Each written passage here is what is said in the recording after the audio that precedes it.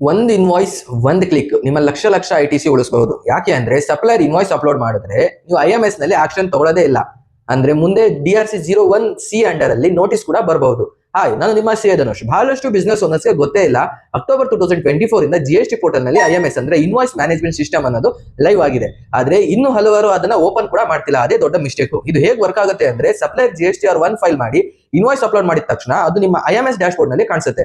ಅಲ್ಲಿ ನಿಮಗೆ 3 ಆಪ್ಷನ್ ಇರುತ್ತೆ. ಮೊದಲನೇದು ಅಕ್ಸೆಪ್ಟ್ ಮಾಡೋದು, ಇನ್ವಾಯ್ಸ್ ಕರೆಕ್ಟ್ ಇದ್ರೆ ಅಕ್ಸೆಪ್ಟ್ ಮಾಡಿ. ಎರಡನೇದು ಪೆಂಡಿಂಗ್, ಇನ್ನು ವೆರಿಫೈ ಮಾಡ್ಬೇಕಂದ್ರೆ ಪೆಂಡಿಂಗ್ ಅನ್ನೋ ಆಪ್ಷನ್ ಸೆಲೆಕ್ಟ್ ಮಾಡಿ. ಮೂರನೇದು ಇನ್ವಾಯ್ಸ್ ತಪ್ಪಾಗಿದ್ರೆ ರಿಜೆಕ್ಟ್ ಅನ್ನೋ ಆಪ್ಷನ್ ಇರುತ್ತೆ, ಅದನ್ನ ಸೆಲೆಕ್ಟ್ ಮಾಡಿ. ಒಂದು ಇಂಪಾರ್ಟೆಂಟ್ ಪಾಯಿಂಟ್ ಏನಂತ ಅಂದ್ರೆ 14th ಎವ್ರಿ ಮಂತ್ ಒಳಗಡೆ ನೀವು ಆಕ್ಷನ್ ತಗೊಳ್ಳಿಲ್ಲ ಅಂತಂದ್ರೆ ಸಿಸ್ಟಮ್ ಅದನ್ನ ಡೀಮ್ಡ್ ಅಕ್ಸೆಪ್ಟೆಡ್ ಅಂತ ಟ್ರೀಟ್ ಮಾಡಿ GSTR2 ಗೆ ಮೂವ್ ಮಾಡುತ್ತೆ. ಆದ್ರೆ ಇದನ್ನ ಸೇಫ್ ಅಂತ ಅನ್ಕೋಬೇಡಿ. ಇನ್ಎಲಿಜಿಬಲ್ ಇನ್ವಾಯ್ಸ್ ಗೆ ITC ಕ್ಲೇಮ್ ಮಾಡಿದ್ರೆ ಮುಂದೆ ITC ರಿವರ್ಸಲ್, ಇಂಟ್ರೆಸ್ಟ್ ಮತ್ತು DRC01C ನೋಟಿಸ್ ಬರೋ ಸಾಧ್ಯತೆ ಇದೆ. ಇನ್ನು ಬಜೆಟ್ 2026 ನಂತರ ಕ್ರೆಡಿಟ್ ನೋಟ್ ಬಂದಾಗ ರಿಸಿಪಿಯೆಂಟ್ ಸೈಡ್ ಅಲ್ಲಿ ITC ರಿವರ್ಸಲ್ ಕೂಡ ಸ್ಟ್ರಿಕ್ಟ್ ಮಾಡಿದ್ದಾರೆ.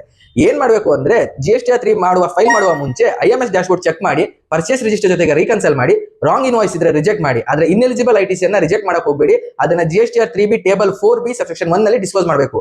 ಈ ಮಾಹಿತಿ ಹೊಸದಾಗಿದ್ರೆ ಸೇವ್ ಮಾಡಿ, ನಿಮ್ಮ ಅಕೌಂಟೆಂಟ್ ಅಥವಾ ಬಿಸ್ನೆಸ್ ಓನರ್ ಫ್ರೆಂಡ್ಸ್ಗೆ ಶೇರ್ ಮಾಡಿ. IMS ರಿಲೇಟೆಡ್ ನೋಟಿಸ್ ಬಂದಿದ್ರೆ DM ಮಾಡಿ. Thank you.